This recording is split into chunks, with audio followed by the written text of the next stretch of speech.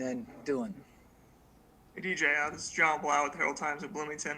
We talked before, and you're talking about hoping Ty Freifogel came back. When he did, kind of what was your reaction, and kind of what do you feel about this receiving core now that has you and him and a bunch of other guys in it? I was excited when I seen Ty Fry post that he was coming back. It gave me a lot of confidence that we would have, older guys in the room willing to lead, and take the next step. All right, Dylan, go ahead. Hey DJ, this is Dylan Wallace, SI Indiana. I guess you've been here for a couple of weeks. I guess what's your maybe overall impressions of the team and Bloomington in general? I'm a Florida kid, so when I first got here, it took me a few weeks to get adjusted to the weather. It was cold, but it was good. As far as the team locker room and environment, man, it's great. I'm just happy I got the opportunity to be around so much guys who are willing to, work and pursue the dream, chase everything, chase greatness. All right, Peegs, and then Zach. Hey, how much do you expect to play a lot of slot, and how much of that position have you played in the past, or just what do you expect your role to kind of be here? My role really is whatever Coach Hurd and Coach Allen want me to do. As of now, yes, they have me playing in the slot, but things could change. According to what happened during the season, game planning. So I'm just here to play my role. Zach, and then Kevin. Usually this is Zach Oster with the Indianapolis Star.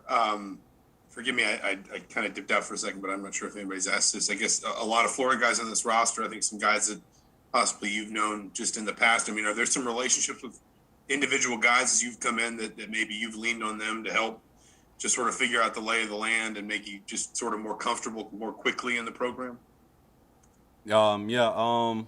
Devin Monster, Devin Matthews, Devon Matthews, he's a close friend of mine from Jacksonville, Florida. I came in, he got me right. He led me through a lot of things, let me know how things would be, and just making sure that I was prepared for what I was coming into. All right, Kevin. Hey DJ, Kevin Brockers from CNHI. I'm a Miami alum, so I remember your punt return for a touchdown against the Hurricanes a couple of years ago. What element do you intend to add on special teams and returning, and how much has that been something that you've honed over time? I mean, have you been a return guy since high school, or what? How do you excel in that area? I couldn't hear the last part. You kind of butted out. Yeah, just about your ability as a return guy. Punt return, that's something that I've been doing my whole life. Coach Allen told me that I would have the opportunity and chance to play it when I got here. That's something that I take extremely serious. I take all special teams serious. I love special team. I'm a special team guy.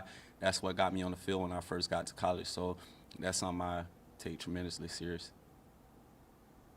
All right, Dustin and Matt Weaver.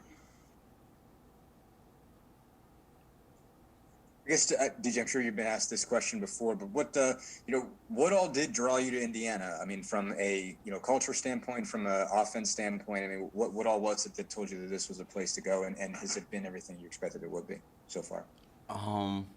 When I first entered the transfer portal, Indiana was like one of the first schools to reach out to me, and, I have been hearing so much great things about Coach Allen, and, for Coach Allen to reach out to a guy who's already graduated, who's already played, who already had experience, and give me another opportunity to come to a winning program, a dominant, uprising program.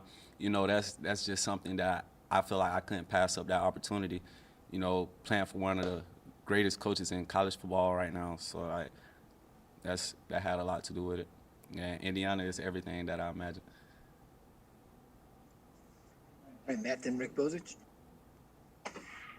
Hey, DJ, Matt Weaver with Pigs.com and Indiana 247. You mentioned it looks like you're going to be in the slot, obviously, with Walt Phillier moving on. A lot of opportunities there to get balls. I guess how excited, I don't know how much you watched him last year, but seeing the numbers they put up on offense with Michael Penix, they were one of the top passing teams in the Big Ten. Just how excited are you to get out there and catch some balls and hopefully have a big impact? I'm super excited. I mean, we through threw the ball almost 50, 52, 55 times a game. You know, that's a lot of opportunities for a lot of us receivers to get out there and make a lot of plays. So I'm definitely excited, looking forward to the season.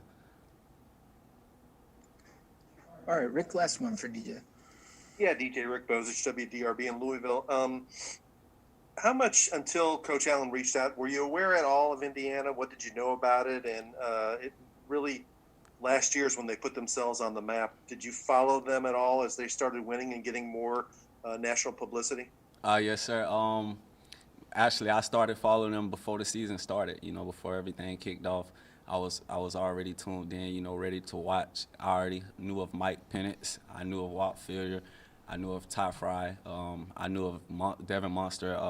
I knew of a couple guys. So I was tuned in. I really do know Indiana University for basketball. I'll call this Oladipo School, and that's pretty really how much everything I knew about Indiana. All right, DJ, thank you. I appreciate y'all. Go Hoosiers.